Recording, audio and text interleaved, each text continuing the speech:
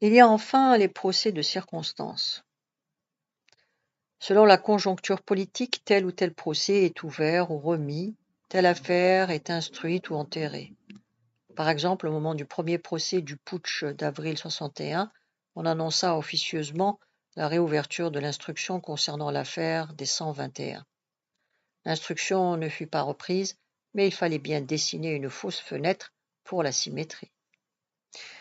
Les procès qui se déroulent devant ces juridictions se heurtent d'une part à d'insurmontables contradictions. Les membres du FLN n'acceptaient pas la compétence des tribunaux français et certains de leurs avocats, choisissant la rupture entre guillemets contre la connivence, avaient échafaudé un système de défense qui mettait en lumière les absurdités et les contradictions de ces procès.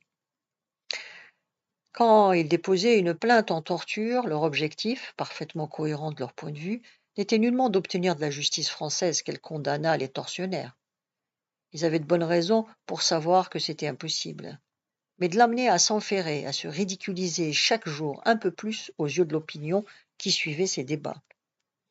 De leur côté, les activistes français étaient fondés à demander pourquoi un coup d'État comme celui du 13 mai 58 était légal et innocent, tandis que le complot des barricades, celui d'avril 61 et l'activité de l'OAS méritaient les foudres de la répression. Pierre Lagaillarde, au cours de son interrogatoire, ironisait. Le 13 mai 58, j'étais en tenue. Je portais mes galons, des décorations, j'étais en tenue réglementaire. J'étais armé et l'histoire est connue, j'ai pris d'assaut un bâtiment public. Alors je me tourne vers l'accusation et je dis, il n'y a pas encore prescription. Si l'on doit me juger pour ce qui s'est passé en janvier 1960, je suis en droit de demander aussi que l'on m'inculpe pour mon activité du 13 mai qui était beaucoup plus caractérisée. Mais entre activistes ultras et membres du FNL, la symétrie n'était qu'apparente. Les seconds étaient toujours traités en délinquants de droit commun, tandis que les premiers jouissaient, dans les premiers temps du moins, de la sympathie accordée à qui a commis une simple erreur politique. Tout le procès des barricades visait à faire de Lagaillarde un jeune exalté, un peu imprudent mais sympathique. Et pourtant, en qualité de lieutenant de l'armée française, il avait torturé et assassiné de ses propres mains.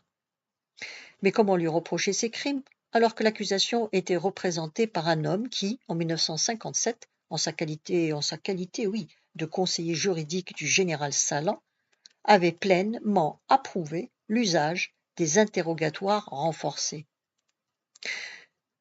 Au procès du général Salan, l'avocat de la défense, maître Tixier-Vignancourt, put parler de torture, celle subie en 61 par les amis de son client, puis même s'offrir le luxe de rappeler, dans une brève parenthèse, la mort de Maurice Audin, tant il était sûr que personne, ni le président, ni le procureur général, ne se lèverait pour rappeler qu'au moment de la bataille d'Alger, le commandant en chef était le général Salan. Ces contradictions de fond, ces silences mensongers, ne sont peut-être rien d'autre que l'exaspération des contradictions qui caractérisent la justice dans les pays occidentaux. Casamayor le soulignait en 1962. Il y a d'abord les hommes, la classe de nos semblables, mais elle-même se présente un peu comme une pâte feuilletée. En bas, les pauvres. Au-dessus, les classes aisées, qui par leur situation même, leurs ressources matérielles, leurs relations, constituent véritablement des citoyens à part entière. Ils sont dans les institutions comme des poissons dans l'eau. Ils en profitent, ils sont soumis aux lois dans des conditions normales. Ils n'y échappent pas. Mais ils n'en sont pas écrasés. Encore au-dessus, il y a la police. Sa position privilégiée n'est pas seulement une distinction. Elle est malheureusement pour elle plus crainte que respectée. Au-dessus de la police, on trouve l'armée, qui dans notre pays, où les vertus militaires sont prônées plus que dans toutes les autres, bénéficie à la fois de l'estime et des faveurs. Enfin, au-dessus de tout, existe une oligarchie de personnages, qui dominent toutes les lois, lesquelles sont quelquefois faites pour eux. Voilà pour les hommes. Au-dessous des hommes, nous avons vu, il n'y a pas si longtemps, les Juifs, qui peuvent, à la prochaine occasion, redescendre à cette situation de sous-hommes. Au-dessous des Juifs, il y a les Arabes. Et en dessous encore, il y a eu les communistes. Il était pire d'être du PCA que d'être FLN. Il faut se souvenir de ces contradictions si l'on veut comprendre le fonctionnement de la justice en France sous la Ve République, face à la torture et aux différents abus entraînés par la guerre d'Algérie. La justice en France, avons-nous dit, car de justice en Algérie, il n'y en a eu pas davantage sous De Gaulle que sous Mollet. Comment allèrent les choses? Dans l'immense majorité des cas, en particulier dans la quasi-totalité des cas de torture et d'exécution sommaire, œuvre de militaires ou de policiers dans l'exercice de leurs fonctions, aucune enquête ne fut ouverte. Il n'est pratiquement jamais arrivé qu'un officier des services de renseignement, chef d'un centre d'interrogatoire ou d'un DOP, ait été interrogé, fût-ce comme témoin, par un juge d'instruction. Dans les très rares cas où des sanctions furent prises, elles ne dépassèrent pas les 2 ans de prison, aussitôt déclarées amnistiées, infligées par le tribunal militaire de Constantine en 1959 au lieutenant Mélé pour avoir torturé puis tué au poignard 5 suspects. Dans certains cas même, le fait d'avoir exercé la torture servit de circonstance atténuante et fit acquitter les auteurs d'autres crimes. Après le putsch de 1961, le commandant Rodier, chef du centre de renseignement et d'action de l'affaire Mamesiane, et 2 de ses subordonnés furent arrêtés sous l'inculpation de complicité avec les généraux d'Alger. Ils étaient accusés d'être les chefs des plastiqueurs de la région de Constantine. Le commandant Rodier fut même transféré à Paris et écroué à la santé. Il dut y avoir alors des négociations secrètes, car les 3 hommes furent rapidement remis en liberté. Ils auraient pu raconter bien d'autres crimes qu'ils avaient commis avec la complicité déclarée de toute la hiérarchie civile et militaire d'Algérie. Dans d'autres cas, une enquête n'était ouverte que pour empêcher la manifestation de la vérité. Au lendemain des événements du 17 octobre, le Sénat avait décidé, avec l'accord du ministre de l'Intérieur, de nommer une commission parlementaire d'enquête. Immédiatement, le parquet annonça l'ouverture d'une 60aine d'enquêtes concernant des Algériens retrouvés noyés ou autrement assassinés dans la région parisienne. Or, selon la loi, aucune commission parlementaire ne peut enquêter sur des faits dont la magistrature est saisie. Les enquêtes judiciaires restèrent lettre morte, mais la commission, elle, ne fut jamais créée. Certaines affaires exceptionnelles furent jugées devant les tribunaux métropolitains. Il s'agissait en général d'affaires algériennes retirées aux juridictions locales pour des motifs, entre parenthèses, d'ordre public. Quelques exemples montreront comment les choses se passèrent. Au début de mars 1957, des contre-terroristes avaient installé un centre de torture privé à la Villa des Sources, dans la banlieue d'Alger. L'Écho d'Alger, du 6 mars 1957, avait écrit que malgré la mort d'un suspect au cours d'un interrogatoire prolongé, le centre avait obtenu des résultats et des informations intéressantes étaient arrivées par cette voie singulière jusqu'aux autorités légales. Certains militaires s'étaient ainsi d'ailleurs associés à ce groupe contre-terroriste de la Villa des Sources. Par exemple, les colonels Tomaso et Fossé-François. Le procès eut lieu avec le retard de rigueur devant le tribunal militaire de Lille en octobre 1961 et à huis clos. La plupart des accusés d'une certaine importance furent mis hors de cause en temps voulu, les autres laissés en liberté provisoire. Tous furent acquittés sauf un, jugé par contumace. Il devait être arrêté le 4 mars 1962 en tant que dirigeant de l'OAS. L'un des accusés acquittés, Vatin, dit la Boiteuse, tira sur le général de Gaulle le 22 août 1962 et le manqua de peu. En février 63, il fut accusé par la police d'être le principal organisateur du complot de l'école militaire. On ne pouvait donc rechercher la vraie raison de ces acquittements dans la personnalité des accusés. Comme le soulignait Le Monde en annonçant le verdict, il ne pouvait pas y avoir de condamnation dans la mesure où l'armée était pour le moins indirectement complice. Les auteurs de l'attentat à la bombe du 10 août 1957 dans la Casbah, qui avait fait plusieurs dizaines de morts, furent jugés par le tribunal militaire de Lyon en janvier 61. Les principaux accusés avaient pris le maquis ou avaient été libérés au cours de la semaine des barricades. Les autres furent frappés de peines allant de 3 à 5 années de prison. Enfin, à 3 reprises, les tribunaux militaires de Bordeaux et de Paris acquittèrent à huis clos des militaires coupables d'avoir torturé ou assassiné. Le sens de ces verdicts est clair. Comment en effet penser à des peines individuelles lorsque le crime est officialisé, lorsque seul celui qui n'est pas couvert par la hiérarchie peut être offert comme bouc émissaire aux rigueurs de la loi? Rappelons enfin que 2 causes algériennes seulement furent transmises par la chambre criminelle de la Cour de cassation à un juge d'instruction civile. L'affaire Audin fut confiée en 1959, avril, à un juge d'instruction de Rennes. Les militaires responsables refusèrent longtemps de se présenter devant le juge.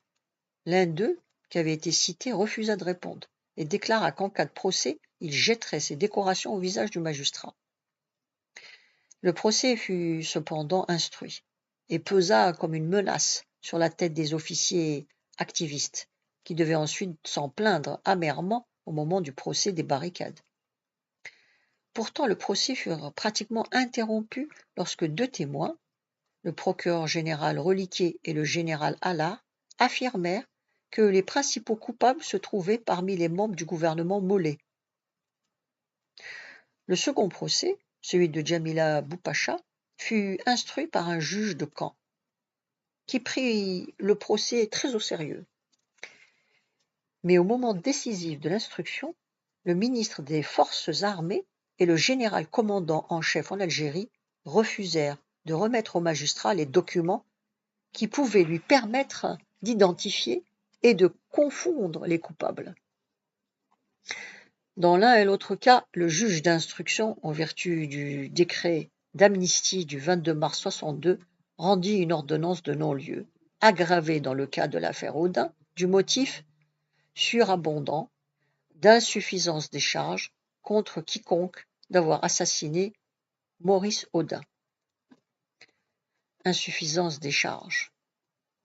Le niveau de la preuve n'est évidemment pas le même quand il s'agit d'accuser un officier français ou de juger, voire d'exécuter, un suspect algérien.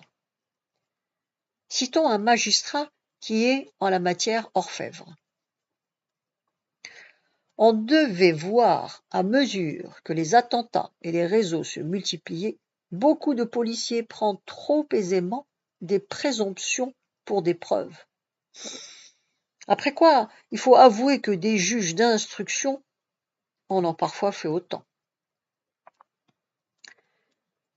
Il se trouve pourtant que dans l'affaire Audin, les choses ne devaient pas en rester là, et la suite est, à sa façon, aussi révélatrice que le commencement. Le 6 juillet, la chambre d'accusation de Rennes confirme la décision du juge d'instruction en infirmant cependant les dispositions concernant l'insuffisance des charges. Madame Audin se pourvoit alors en cassation. Le pourvoi se fonde sur un moyen qu'il semble presque impossible de rejeter. La mort de Maurice Audin est survenue au cours d'une opération de police judiciaire et non de maintien de l'ordre. Quelqu'un dut transmettre à qui de droit cette information, car une nouvelle loi d'amnistie relative aux événements d'Algérie, le 18 juin 1966, inclut les infractions commises dans le cadre d'opérations de police administrative ou judiciaire. Cet article ne pouvait s'appliquer qu'à une seule affaire. Il le fut le 22 décembre 1966. La Cour suprême déclara alors l'action de la justice éteinte. Elle ne l'était pourtant pas tout à fait, car une affaire, autre encore, de diffamation, était venue se greffer sur elle. Le quotidien La Voix du Nord ayant, le 20 janvier 1960, qualifié d'abus de confiance les révélations du comité Audin. Les 4 secrétaires de celui-ci décidèrent de poursuivre en diffamation le directeur de la publication et le journaliste auteur de l'article. Ils citèrent de trop nombreux témoins, en particulier des fonctionnaires de police, décidés à dire ce qu'ils savaient. La guerre d'Algérie se prolongeait et, successivement, le 24 mai 1960, le tribunal de Lille et le 1er juin 1961, la cour d'appel de Douai décidèrent que les plaignants n'étaient pas recevables, ce qui impliquait que les témoins ne seraient pas entendus. La Cour de cassation eut l'élégance de casser cet arrêt le 14 mars 1962 vers la fin des négociations d'Évian et renvoya la cause devant la Cour d'Amiens. Le 10 février 1966, celle-ci décida que les témoins qui s'étaient à nouveau présentés ne seraient pas entendus, au motif que les débats avaient montré qu'il serait fait état de tortures imputées à des officiers français, ce qui ne pourrait se faire sans danger. La Cour décida donc d'attendre la décision de la Cour suprême sur le fond. Celle-ci ne fut rendue, on l'a vu, que le 22 décembre. Le procès pouvait désormais s'ouvrir, mais il était maintenant juridiquement impossible de faire entendre les témoins. La Cour d'Amiens débouta 3 des plaignants et donna satisfaction au 4e, l'auteur de ces pages, en déclarant que le journal avait manqué de prudence en portant à l'égard d'un professeur agrégé de l'université connu par ses travaux des accusations tendant à mettre en doute son objectivité. Cet arrêt fut à nouveau cassé, et c'est le 7 janvier 1970, près de 13 ans après la mort de Maurice Audin, 10 ans moins 3 jours après l'article incriminé, que ce marathon judiciaire trouva son terme, satisfaction étant donnée à tous les plaignants encore en course.